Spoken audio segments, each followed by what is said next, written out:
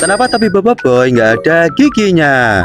Oi, apalah ini, Ci? Jadi, setelah aku lihat lagi di kolom komentar, aku lumayan terkejut, Ci. Sebab ternyata banyak para Ci yang belum tahu alasan mengapa topi Boboiboy yang sekarang nggak ada giginya kayak topi Boboiboy kecil. Walah, Ci, kok bisa ya? Sungguh di luar Nurul. Kenapa Bang Ci terkejut? Karena sebenarnya alasan itu udah disampaikan secara resmi oleh tim Monster melalui video di YouTube-nya. Videonya yang ini ya, Ci. Judulnya adalah Behind the Scene #1 Asal-usul Boboiboy atau Boboiboy's Origin. Menurut Bang Ci, sebagai fans Boboiboy yang real no karbit, video itu sangat menarik sih, Ci. Sebab kita jadi tidak hanya tahu tentang alasan topi Boboiboy nggak ada giginya, tapi juga tahu bagaimana sejarah atau asal-usul Boboiboy. Nah, sebelum membahas yang lain, kita bahas yang sesuai dengan judul video ini dulu ya, Ci. Yaitu kenapa topi Boboiboy yang sekarang atau dewasa sudah tidak ada giginya seperti topi Boboiboy yang masih kecil. Tanpa basa-basi lagi, mari kita mulai pembahasannya. Oke, Ci. Jadi, alasan topi Boboiboy yang sekarang sudah tidak ada giginya itu tidak sederhana ya, Ci. Sebab ternyata Monster melakukan itu karena mempertimbangkan targetnya yang menjadi semakin luas, bahkan sampai luar negeri. Nah, meskipun begitu, sebenarnya semua berawal dari kesan kalau Boboiboy itu terlampau comel untuk seorang hero. Walah, Ci, setelah aku pikir-pikir, ya juga ya. Boboiboy Majapahit memang sangat comel dan menggemaskan, apalagi hidung bulatnya.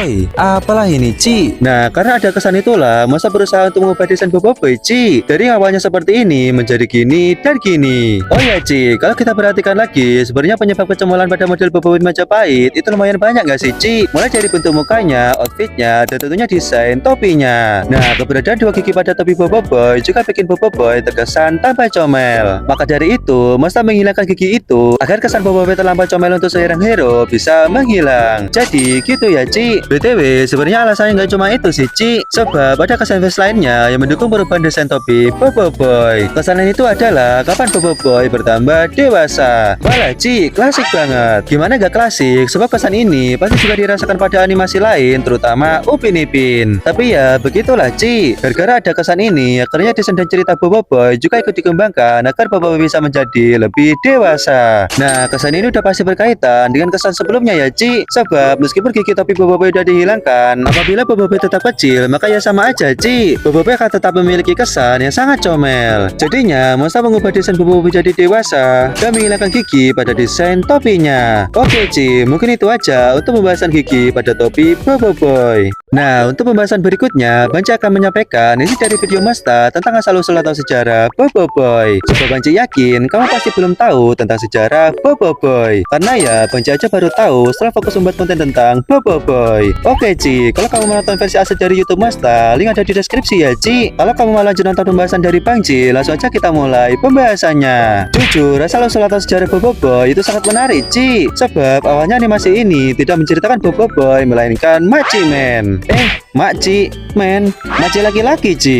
Oi, apalah ini, Ci? Jadi, awalnya Machiman adalah penjual kue yang punya kuasa ya, Ci. Dia bisa terbang dan punya kuasa lainnya. Nah, tapi menurut para sesepuh ini, ide Machiman masih kurang kuat karena tujuannya adalah untuk memberikan inspirasi kepada banyak orang. Hingga akhirnya mereka mencoba mengarahkan pandangan kepada anaknya Machiman. Ya, anak itu tidak lain dan tidak bukan adalah Boboiboy. Tapi Boboiboy pada ide ini berbeda dengan Boboiboy yang kita kenal ya, Ci. Sebab pada ide ini sumber kuasa Boboiboy tidak berasal dari jam kuasa yang diberikan Ochobot. Loh, terus asalnya dari mana, Ci? Jadi, kuasa Boboiboy pada ide ini berasal dari topinya yang memiliki 3 mata. Akan tetapi, para pembuat Boboiboy mengubah konsep ini karena terlalu creepy, Ci. Ya, bayangin aja, pada ide ini, Boboiboy punya 3 kuasa dan pada topinya ada 3 mata. Terus, kalau kuasa Boboiboy bertambah banyak, masa iya nanti mata di topinya juga tambah banyak, Ci? Absolut mengerikan. BTW, pada ide ini, Boboiboy juga bisa berpecah jadi 3 ya, Ci, yaitu tanah, petir, dan angin. Nah, fakta ini otomatis juga menjawab pertanyaan kalian para Ci yang sering bertanya tentang 3 mata pada topi Boboiboy. Nah, menarik banget gak sih, Ci? Asal-usul atau sejarah dari animasi Boboiboy. Sebab ya, ternyata animasi Boboiboy bukanlah konsep atau ide utama yang ingin dikembangkan, melainkan seperti ide sampingan, Ci. Tapi, karena masa serius mengembangkan animasi Boboiboy, akhirnya Boboiboy bisa sebesar sekarang. Pelajaran yang bisa kita ambil ketika kita berusaha melakukan sesuatu, terkadang kita juga harus melihat sekitar, Ci. Karena kita tidak tahu dari mana petunjuk akan datang. Dan jujur, ini juga Bang Ci rasakan selama menjadi konten kreator. BTW, sejarah Boboiboy lainnya yang masih belum Bang Ci bahas masih ada ya, Ci. Jadi tonton selengkapnya di YouTube Monster. Link ada di deskripsi ya, Ci. Oh iya, Ci, kalian pasti nggak nyangka karena ternyata video Monster yang Bang Ci bahas adalah sumber dari cuplikan ini. Boy,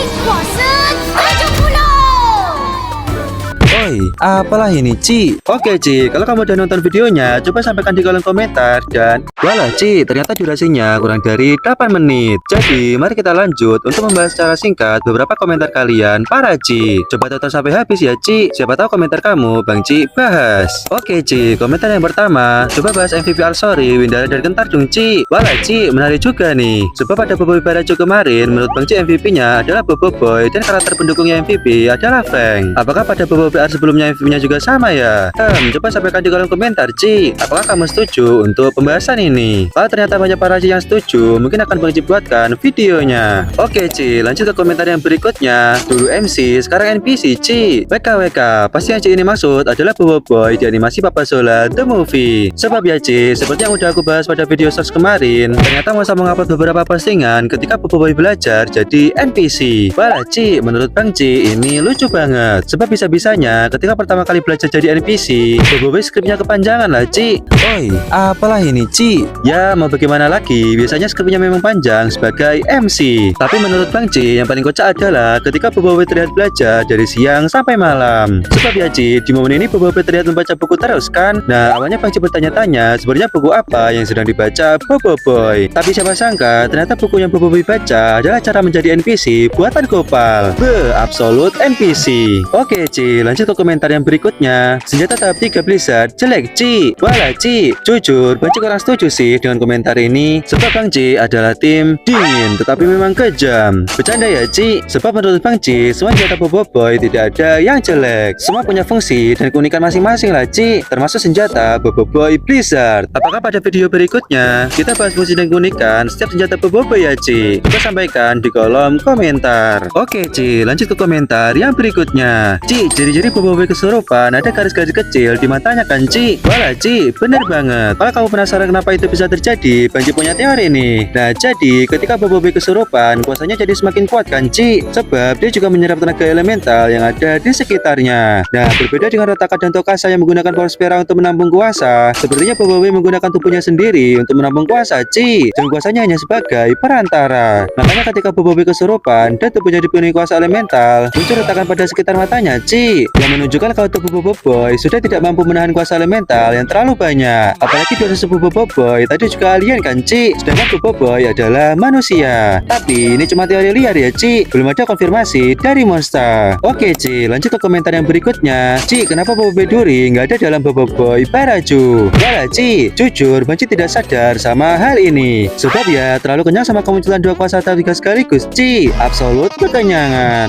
Nah menurut Bang Ci, tidak munculnya Boboiboy Duri di Boboiboy Barajo bisa terjadi karena dua hal sih Ci. Yang pertama, karena emang bukan panggungnya sih, WKWK.